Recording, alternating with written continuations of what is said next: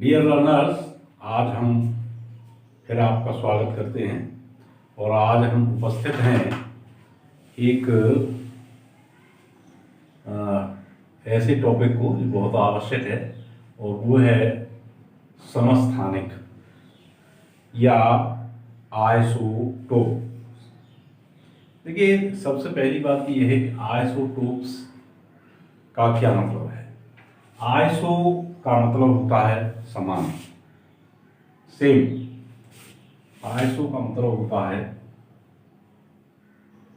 Same और टोप का मतलब होता है प्लेस। तो आइसोटोप का मतलब हुआ जिनका स्थान समान हो, ये आइसोटोप का मतलब हुआ। देखिए, आइसोटोप शब्द सबसे पहले सोडी ने रेडियो एक्टिवता की खोज में प्रयोग किया था और जे थॉमसन ने रेडियो एक्टिवता विहीन तत्वों में सबसे पहले समस्थानिकों की या कहें कि आइसोटोप्स की खोज की। अब देखिए, जैसे इसका मतलब क्या है। इसका मतलब है कि जैसे मान लीजिए हमारी हाइड्रोजन है, इसमें ये कक्षक है। चलो अब थोड़ा बड़ा बनाता हूं, इसको समझ में आ जाएगी। ये तीन प्रकार के हाइड्रोजन के परमाणु में ये इसकी न्यूक्लियस है, नाभिक है। तो देखिए, इसमें एक इलेक्ट्रॉन होता है हाइड्रोजन, नाभिक में एक प्रोटॉन। ये हमारी होती है प्रोटियम,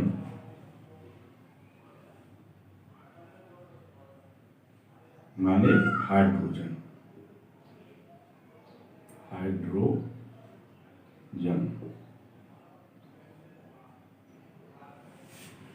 ये हाइड्रोजन है, इसमें एक प्रोटॉन और एक न्यूट्रॉन होते हैं। इसे कहते हैं ड्यूटेरियम।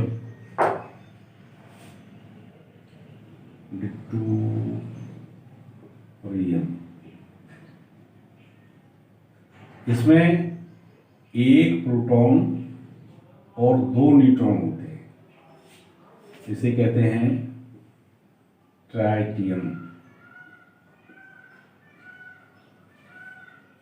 ये तीनों हाइड्रोजन के समस्थान हैं।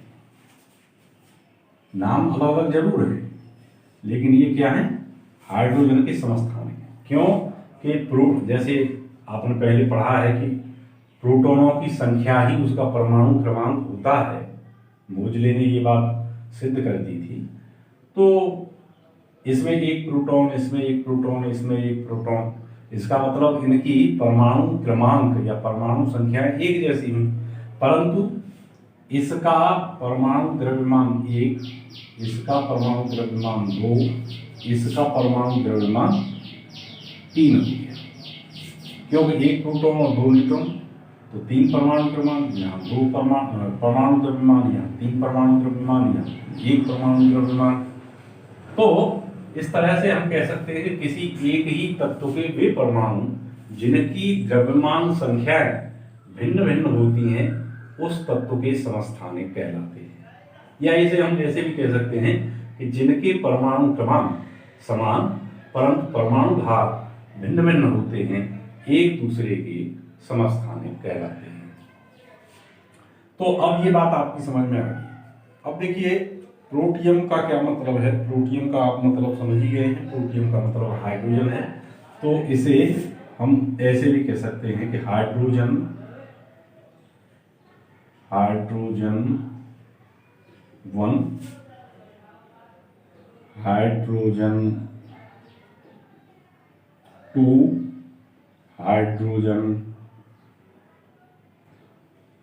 हाइड्रोजन 3। तो इस तरह से भी हम कह सकते हैं हाइड्रोजन 1, हाइड्रोजन 2, हाइड्रोजन 3, या अलग नाम ले तो आप इसका प्रोटियम, इसका ड्यूटेरियम, इसका ट्राइटियम, इस तरह से कह सकते हैं।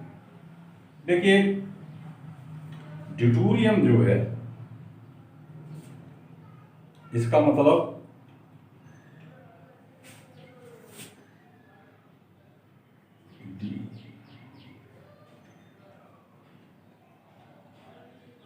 ड्यूटेरियम का मतलब होता है,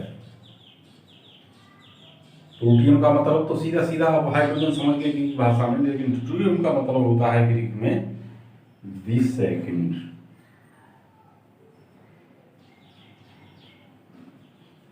द्विसेकंड। ऐसे ही ट्राइटियम का भी मतलब होता है ग्रीक भाषा में, वो भी आप समझ लीजिए।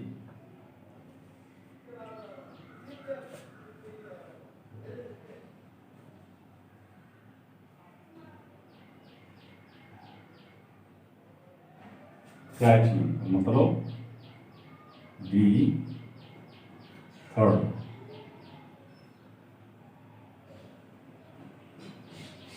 तृतीय, थर्ड, तो इसका मतलब होता है दी सेकंड, दूसरा, दी थर्ड, तृतीय। और ये हाइड्रोजन या जिसे हम ट्राइटियम कहते हैं, ये क्या है? Radio active.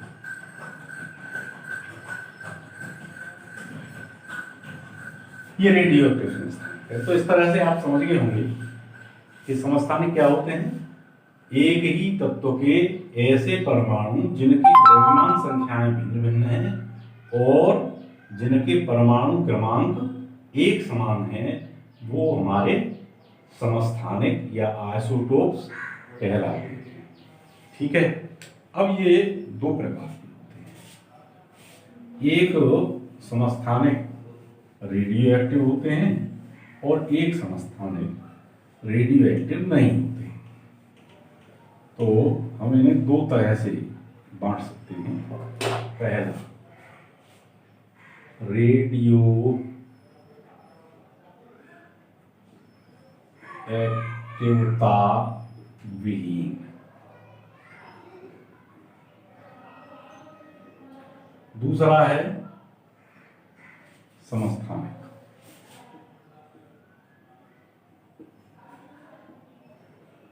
और दूसरा है रेडियो एक्टिव समस्थानिक।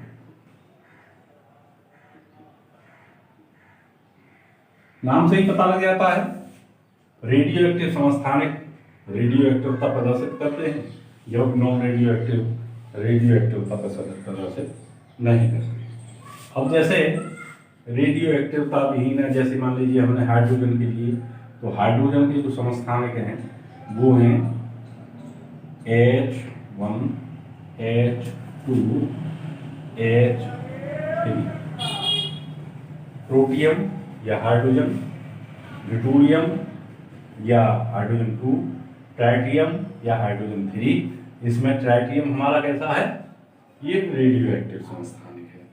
इसी तरह से कार्बन 12 13 है 14, कार्बन 12 है, कार्बन 13 है, कार्बन 14 है। ये कार्बन 12 13 14 क्या है? इस कार्बन में अब देखिए इनके परमाणु क्रमांक यदि आप देखें तो कार्बन का परमाणु क्रमांक 6 होता है। अब इसमें से इस कार्बन में आप देखेंगे तो 6 प्रोटॉन और 6 न्यूट्रॉन हैं। इस कार्बन में आप देखेंगे तो 6 प्रोटॉन और 7 न्यूट्रॉन हैं। इस कार्बन में आप देखेंगे तो 6 प्रोटॉन और 8 न्यूट्रॉन हैं, 8 न्यूट्रॉन। और इसमें कार्बन 14, कार्बन का एक ऐसा आइसोटोप है जो रेडियो एक्टिवता प्रदर्शित करता है। तो इस तरह से नाइट्रोजन के भी हमको दो मिलते हैं। नाइट्रोजन के 14 और 15 है। नाइट्रोजन 14 और नाइट्रोजन 15। ये दो रेडियो एक्टिव हैं। देखिए इसका परमाणु क्रमांक 7 है, तो प्रोटॉनों की संख्या 6 प्रोटॉन और 6 न्यूट्रॉन। नाइट्रोजन क्योंकि इसका परमाणु द्रव्यमान 14 है, इसका परमाणु द्रव्यमान 15 है। क्यों परमाणु द्रव्यमान जो होता है, परमाणु द्रव्यमान या भार बराबर होता है प्रोटॉन की संख्या प्लस न्यूट्रॉन की संख्या। तो इस तरह से यहां पर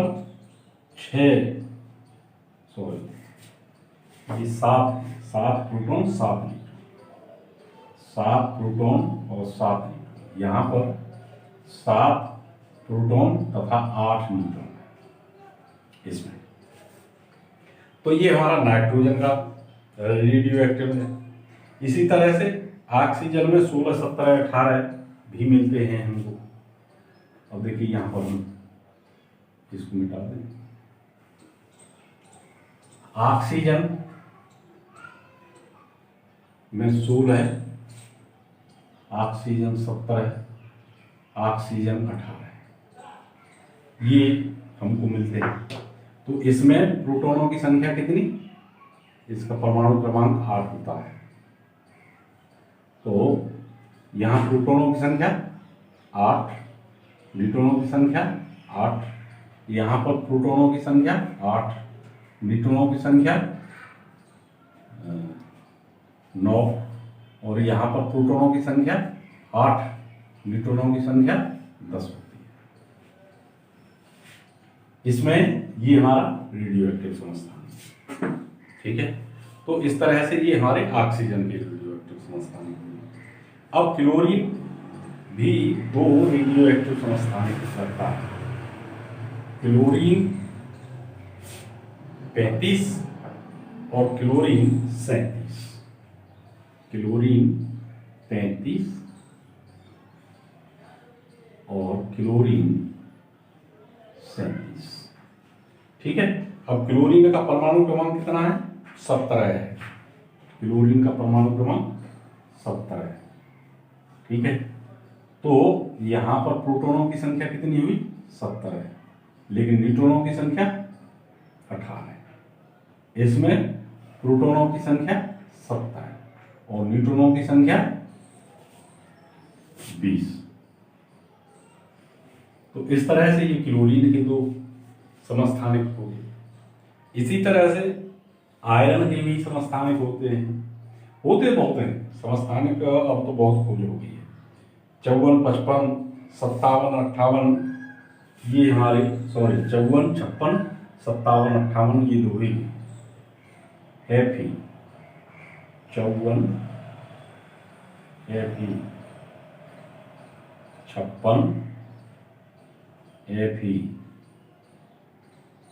57 और Fe, 58।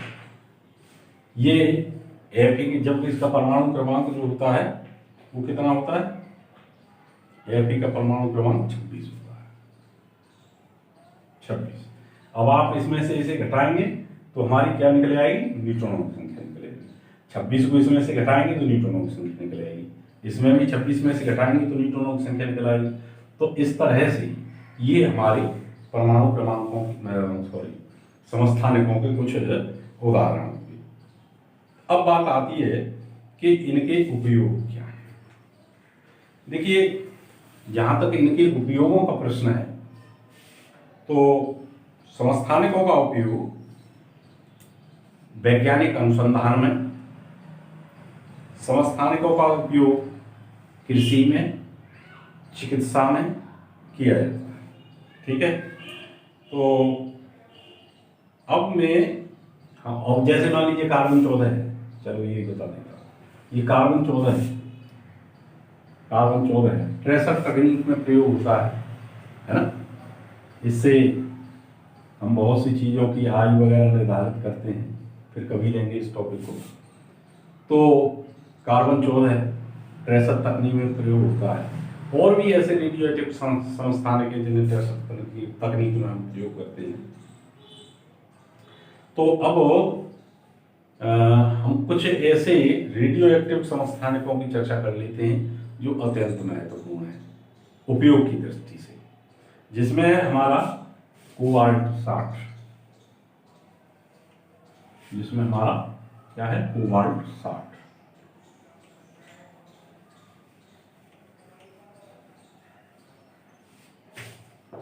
अब देखिए कोबाल्ट 60 जो है, ये कोबाल्ट है और इसका परमाणु क्रमांक 27 है, इसका परमाणु द्रव्यमान 60 है।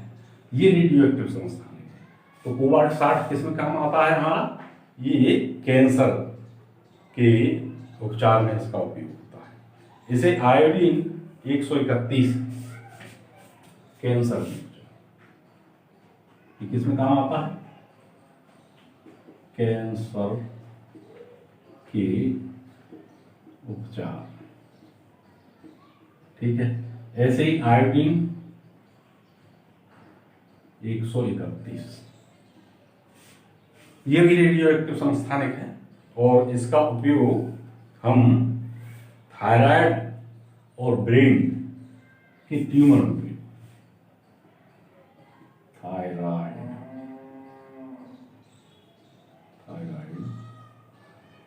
तथा ब्रेन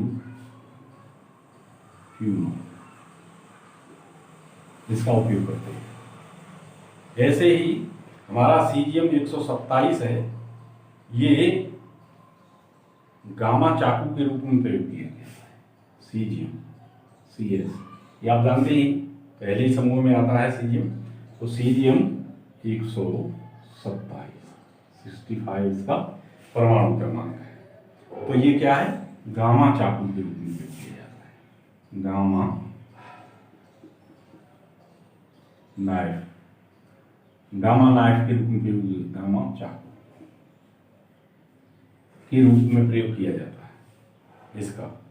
और इसी तरह से जैसे फास्फोरस 32 है, तो ये हड्डियों के कैंसर के उपचार में प्रयोग होता है। फास्फोरस 32 हड्डियों के उपचार,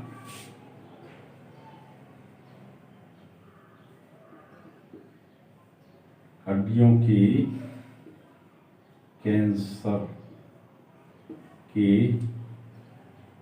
उपचार,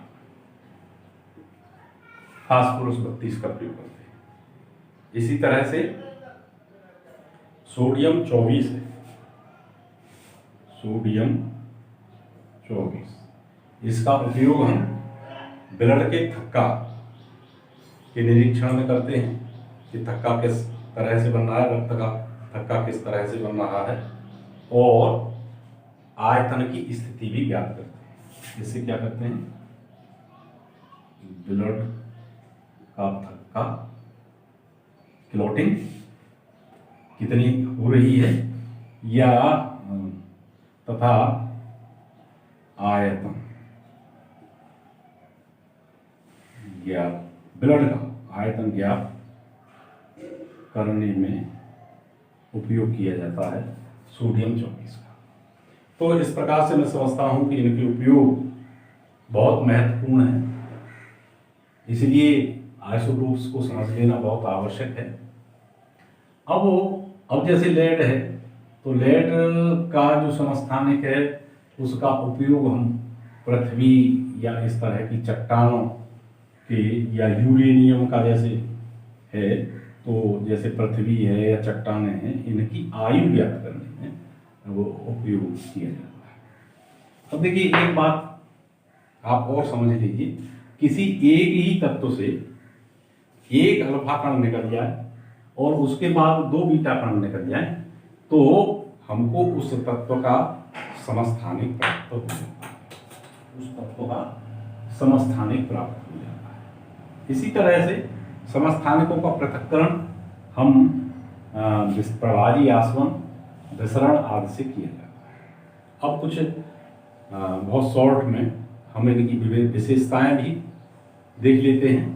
देखिए, पहली विशेषता ये है कि इनके परमाणु क्रमांक समान होते हैं, द्रव्यमान संख्याएं अलग अलग होती हैं। दूसरा, इनमें प्रोटॉन तथा इलेक्ट्रॉनों की संख्या तो बराबर होती है, लेकिन न्यूट्रॉनों की संख्या भिन्न होती है। इनके भौतिक गुण अलग अलग होते हैं, जैसे घनत्व है, जैसे कि क्वथनांक है, क्वथनांक मान बॉइलिंग पॉइंट, तो ये अलग अलग होते हैं, लेकिन रासायनिक गुण एक जैसे होते हैं। वो बात एक अलग है कि अब जैसे मान लो हाइड्रोजन जितनी तेजी से क्रिया करता है तो ड्यूटेरियम उससे कुछ मंद गति से क्रिया करता है, लेकिन रासायनिक गुण समान होते हैं। ऐसे ही जो समस्थानिक हैं, इनके जरूरी नहीं है कि आइसोटोप रेडियो एक्टिव ही हों, लेकिन कुछ रेडियो एक्टिव आइसोटोप भी हो सकते हैं।